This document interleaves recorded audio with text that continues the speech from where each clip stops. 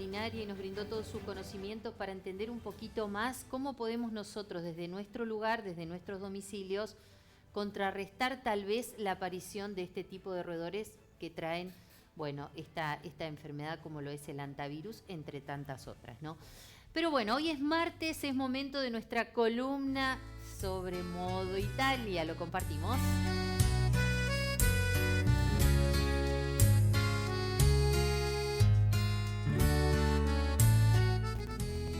Modo Italia, y ya está con nosotros el profesor Alejandro Fruncieri. ¿Cómo estás, Ale? ¿Qué tal, Sandra? ¿Bien? Buongiorno. Buongiorno. ¿Todo bien? Todo bien, disfrutando de la hermosa mañana de fresca, pero soleada. Pero soleada, muy linda realmente. Feliz cumpleaños atrasado, ayer fue el cumpleaños de Alejandro, así que espero que haya Bueno, pasado muchas lindo, gracias, Alejandro. Día de la Escarapela y cumple, Día así de la que Escarapela y completito. cumple. Está muy bien. Bueno, hoy vamos a hablar de un tema muy interesante que tiene que ver con Venecia, la reina del Adriático. ¿Por qué la reina del Adriático? Y bueno, porque Más allá de que nos imaginamos, ¿no? sí, en cuanto al presente, porque desde el punto de vista turístico y artístico es una de las ciudades más conocidas del mundo y porque es señorial, ¿no? Con sus palacios y su singularidad y particularidad, ¿no? Una ciudad que en vez de calles tiene canales, la hace desde el presente así, ¿no? Realmente una reina, pero también a lo largo de su historia milenaria fue una ciudad muy rica, con centro de un imperio colonial marítimo, y bueno, eso hace que el nombre de reina lo merece. Realmente, ¿no? Porque veíamos algunas imágenes al momento de preparar un poquito esta columna que la hacen tan esplendorosa, ¿no? Sobre todo teniendo en cuenta cómo fue emplazada, cómo se comenzó con esta ciudad increíblemente asentada arriba de islas. Exacto, porque lo que se llama la Laguna de Venecia, que es donde se encuentra la ciudad, fue un espacio, para que nos ubiquemos, queda en el noreste de Italia. Es una laguna que se forma por una serie de islas, más de 100 islas, y algunas de ellas que tienen una forma alargada, entonces hacen como una barrera entre el mar y el continente. Desembocan ríos de agua dulce, pero también entra el agua salada, entonces el agua es salobre, una zona de muchos pantanos, pero hacia el siglo V y VI, los habitantes de la península itálica, huyendo de los hunos y después de los longobardos, se asentaron en esas islas como para defenderse. Pero cuando la ciudad empezó a crecer, resulta que, claro, para construir esas zonas eran muy pantanosas y comenzaron a poner troncos de robles, por ejemplo, de abetos, entre otras especies, para poder luego, sobre esa base, pensemos que hay en algunos edificios las bases de 1000 troncos, entre 1 metro y 4 metros de diámetro. Se calcula que hay alrededor de 1 millón y 2 millones de árboles que hacen la base, ¿no? Ahí como se ven las imágenes. Exacto. Bueno, Colocando. convengamos que el terreno arcilloso también colaboró, porque de eso dependía mucho el hecho de poder construir arriba, ¿verdad? Exacto, sí. De alguna manera estos pilares luego se asientan y toman contacto con la arcilla, y eso hace que, bueno, quede muy firme esa base. Exacto. Y bueno, se han construido desde la Basílica de San Marco, la Piazza di San Marco y muchos otros palacios están construidos sobre esa base. Es increíble, sobre todo teniendo en cuenta que, bueno, se ha formado toda esta gran ciudad sobre esto que tal vez si en aquella época es como impensado, ¿no? Decir cómo se les ocurrió poder llevarlo adelante. Claro, y bueno, fue la manera primero de hacerse la base para sus propias construcciones, sus viviendas, pero una ciudad que creció muchísimo porque, como decíamos, reina porque fue sede de un complejo colonial, centro de comercio, era la conexión entre el imperio oriental, lo que era Bizancio, y todo el occidente. Entonces, así como durante la Edad Media la base económica era la tierra y la agricultura, en este espacio, que lo que hay es agua fundamentalmente, la manera de desarrollarse fue a través del comercio, de productos que había en Europa occidental o central, y luego el oriente trayendo las especias. Exacto, Eso hizo que Venecia llegue a ser la ciudad más rica de Europa durante el medioevo, y bueno, que se llene de palacios medievales y renacentistas. ¿Fue pensada tal vez esta ciudad para eso exclusivamente, para lo que tiene que ver con el comercio marítimo? En realidad, cuando nace la ciudad, como también comentamos hace un ratito, fue un refugio de personas que huían de las invasiones. Pero con el paso del tiempo, pensemos que como lo que tenían era, por un lado, la pesca, Claro. pero no tenían posibilidades de cultivar, sobre todo en la parte insular, porque Venecia es hoy incluso también una parte continental, ¿no? Tiene una parte continental, pero no había espacio para producir lo que iban a consumir, lo que iban a comer, por ejemplo. Entonces, lo que tenían que hacer era buscar maneras de intercambiar. Ese intercambio, que primero logró la subsistencia, fue tan exitoso que luego se convirtieron en un centro para el comercio y, bueno, con el paso del tiempo también del arte y de Sí, otras no, expresiones. es impresionante cada uno de los edificios que se encuentran en Venecia, como tienen su, como decíamos al comienzo, su esplendor, ¿no? Algo realmente increíble. Sí, son palacios que tienen un carácter aristocrático, porque Exacto. Venecia, estando en una etapa en la que el Imperio Romano había caído, no había un poder político fuerte, Italia no existía como el Estado moderno, y la influencia fuerte era del Imperio Bizantino, pero también estaba lejos.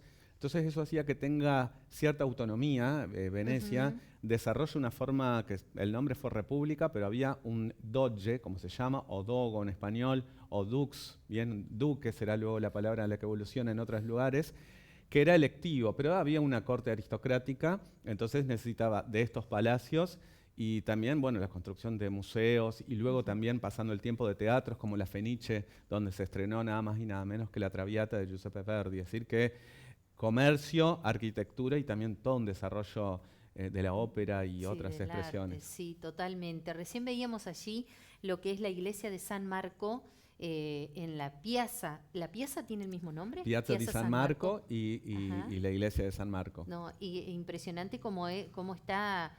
Es una iglesia muy particular, ¿no? Sobre todo por sus dimensiones y la fachada que tiene Exacto, fundamentalmente. por un lado, bueno, tiene una planta que toma de todo lo que es la arquitectura italiana, pero con influencia del arte bizantino. Justamente Ujú, hablamos de esta influencia política, pero también la influencia en cuanto a los estilos artísticos ujú. que se ve en esa hermosa iglesia, con una particularidad que hay en el frente, hay 4 caballos, hoy los originales están dentro, se los puede ver dentro, y hay réplicas en la fachada, pero bueno, esos 4 caballos fueron traídos desde No son Constantinopla. propios de ahí, No son son de propios de ahí porque, Constantinopla. bueno, Venecia participó de la Cuarta Cruzada, no Ajá, tanto por el convencimiento de las cuestiones religiosas, sino porque era una posibilidad de hacer comercio, y claro. las cruzadas, en vez de dirigirse en ese momento contra los musulmanes, en el medio hay una negociación y se realizan contra los propios cristianos en Constantinopla, que Ah, eran ortodoxos.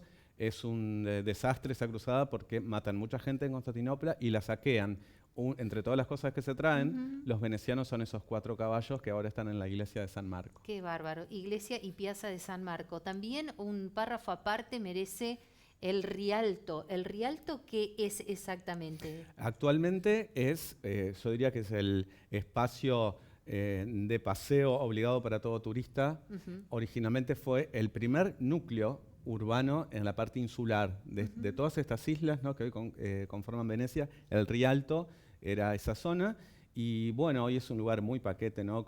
Hay teatros y las tiendas más caras del mundo tienen Claro. ahí su espacio para recorrer por sus puentes. Realmente es muy, muy elegante toda esa zona de Venecia. Ahí veíamos justamente uno de los famosos puentes venecianos, ¿no? Tiene toda una tradición, una mitología, si se quiere, también el tema de los puentes. Exacto, sí, porque ahí, pensemos, son 100 islas, 120 islas más o Sí, menos. 118 creo. Exactamente, Ujú. muy bien. Y hay como 400 puentes que conectan una isla con otra, porque pensemos que esta ciudad, que es lo mágico que me parece que a mí tiene, es que en vez de tener calles, tiene canales. Claro. Y en vez de uno tomarse, por ejemplo, un colectivo para recorrer de un lugar a otro, se tiene que tomar el vaporetto, ¿Y eso? que el vaporetto es como si, hoy diríamos el colectivo, en el sentido colectivo de que va mucha gente, ¿no? Ah, Es exacto. como una pequeña embarcación con motor y demás que permite la zona del Gran Canal, bueno, acercarse de una Poder isla a trasladarse de otra. un lugar a otro. O también está la opción más romántica, en la actualidad por lo menos, o más paqueta, porque tampoco es muy barato, pero que son las góndolas. Ajá, ajá. Las góndolas, hoy quedan aproximadamente 400 góndolas y 400 gondolieri, que son quienes con todo un saber hacer, porque bueno, hay que hacerlo con mucho cuidado para no chocar y el cuidado de los pasajeros. son poquitos, pero llegaron a haber hasta 4.000 góndolas y gondoleros que eran quienes llevaban a las personas de un lugar a otro de las islas. Pero bueno, hoy es un recorrido mucho para el turista, pero que permite también la conexión de una isla con otra. Exactamente, hablábamos también del Palazzo Ducale, que es uno de los palacios más lindos que están en Venecia y que tiene en el interior un trabajo, pero es indescriptible, como se puede ver, sobre todo la parte del techo, ¿verdad? Exacto, sí, decíamos hoy que esta forma aristocrática que tuvo Venecia en cuanto a un duque, el doge, hizo que este palacio durante muchos siglos sea la sede de este poder político y bueno, ahí se ven algunas imágenes, ¿no? Desde arte, que tiene que ver con etapas, algunas renacentistas y también ya durante el barroco y bueno, permitieron que hoy todavía se pueda apreciar lo que es la arquitectura en sí misma y también el museo de arte que hay en ese espacio. Cuando hablamos de Cristal de Murano, nos lleva a algún lugar de por allá. Bueno, Murano tiene que ver con una isla en donde, bueno, la principal, tal vez, movimiento económico tiene que ver con el Cristal de Murano, ¿es así? Exacto, sí. Es una isla importante dentro de las que hay allí, cerca del centro, del epicentro de Venecia, y se construye con una manera artesanal, se diseñan y se realizan desde joyas hasta esculturas, con un proceso muy particular, que es justamente vidrio, es cristal, pero es tratado de una manera única, ¿no? Entonces, bueno, es conocido en el mundo entero por toda esa producción. Ahí se están viendo algunas imágenes, ¿no? Esta creo que es del museo que vos mencionabas antes de salir al aire. Sí, impresionante. Todo hecho en cristal y bueno, tal vez hoy día es, tal vez digo, la mayor riqueza económica que tiene esa isla sobre todo, sí, ¿no? cuando se recorre esa isla, además del lugar puntual donde a los turistas, bueno, les muestran cómo se realizan, ¿no? Por lo menos alguna obra sencilla. Yo siempre me río con esa frase, ¿no? Que es, cuando se quiere decir que algo es fácil, se dice, no es soplar vidrio y hacer una botella como si fuera tan fácil. Pero bueno, además de eso, en este caso, tiene que ver con los colores y tiene que ver con el tratamiento, que le dan un diseño al interior de cada una de las, llamémosle, por ejemplo, en los collares, las canicas, ¿no? Que forman cada una de las partes del collar con un diseño muy importante, pero en toda la ciudad hay esculturas gigantes hechas con este cristal, que le dan a la ciudad una vista muy particular. Qué belleza. Y ya que estamos hablando de cristal, bueno, queremos mostrarle, esto es una joya que se ha traído desde Italia, ¿verdad? Esta es de Murano, de sí, Murano. justamente. A ver si lo podemos apreciar, señor director, ahí con esta cámara, porque realmente el trabajo que tiene cada una de estas canicas o piedras en el interior es increíble, porque tienen como un diseño, ¿verdad? Exacto, cada una de ellas trabajados. Y muy bien ensamblados también. Exacto, con colores muy, muy particulares. Ahí está, a ver, ahí lo podemos ver. Qué belleza, realmente, ¿no? Esto es muy valioso, hay que cuidarlo mucho. Hay que cuidarlo, hay que cuidarlo. Y bueno, así como Murano, el desarrollo artístico que hay en Venecia es constante y solamente decíamos para hablar de algunos de estos eventos, vale la pena una columna, ¿no? Así como está el carnaval de Venecia. El carnaval veneciano, que tiene esas, ¿cómo se dice? Las máscaras. Las máscaras, ¿no? Que son máscaras muy, muy trabajadas, muy lindas. No sé cómo se hará, digo, es siempre la incógnita saber, esas máscaras se venden.